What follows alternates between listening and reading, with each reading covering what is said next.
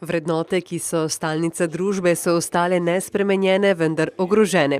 Stojijo na moralnem zakonu. Ta moralni zakon se v naši prevladujoči veroizpovedi imenuje 10 božjih zapovedi oziroma ljubezen do bližnjega. In če bi izpolnjevali vseh teh 10 božjih zapovedi in jih znali združiti v ljubezen do Boga in do bližnjega, seveda potem ne bi bile krize vrednot, ker bi bili ljudje tisti, ki smo sposobni vrednote uresničevati in po njih živeti. Mladi ljudje so polni predsodkov, z nizko samopodobo, zatekajo se k drogam, alkoholu, imajo psihološke težave. Katere so tiste vrednote, ki bi jim morali slediti? A to je gotovo spoštovanje človekovih pravic, temeljnih človekovih pravic, dostojanstva. Predvsem temeljna vrednota tukaj spoštovanja življenja. Za nas, kristjane, dajemo poudarek od spočetja do naravne smrti in pa vrednote poštenosti in pa vrednote seveda tudi vernosti, kajti prav vera je tista, ki je tudi v ta evropski koncept oziroma evropsko družbo položila prav te vrednote, ki sem jih tudi omenil. Iz pravnega stališča morale in prava ne moremo enačiti. Moderno pravo ustreza merilom demokratične družbe in zmore premalo empatije. Človekove pravice niso nekaj samo po sebi umevnega.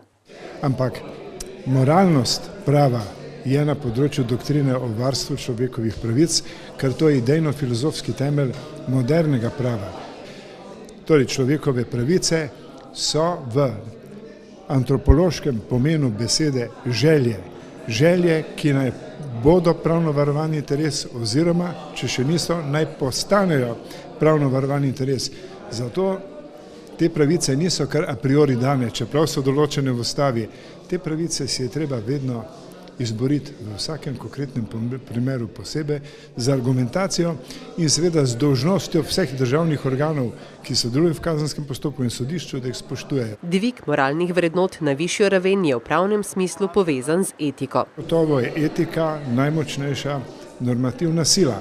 Zato govorimo o deontologiji, delovnih dolžnostih, ki je etični koncept na določenem delovnem področju, na področju določene poklicne kulture.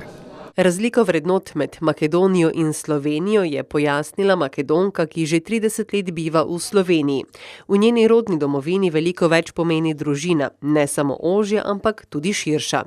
Mnogo večje bližine v teh stikih z družino, povezanosti, spoštovanja, medsebojne pomoči. V Sloveniji imamo po njenem mnenju radi zdrave ljudi. Kadar so bolni ali imajo težave, pa se pogosto zgodi, da ostanejo sami. Ne rabi takrat, ko je srečen. Torej, ko si ti srečen, so vsi okrog tebe, ko si pa žalosten, pa ti vsi obrnejo hrbet. To je recimo ena velika razlika. Veliko vlogo pri vzgoji in postavljanju vrednot imajo starši. Koliko oni pozornosti vložijo v to, da tebe ne pustijo na cedilo in da ti olepšajo recimo te zadnje dni življenja, ki jih vsak od nas doživi, takrat spoznaš, koliko si bil uspešen v vzgoji. Morda se naša družba preveč opira na intelektualno znanje in premalo na empatijo. Sposobnost razumevanja sočloveka je ključ do zdravih odnosov. Vse nam je postalo samoumevno, ničesar več ne razumemo kot darilo.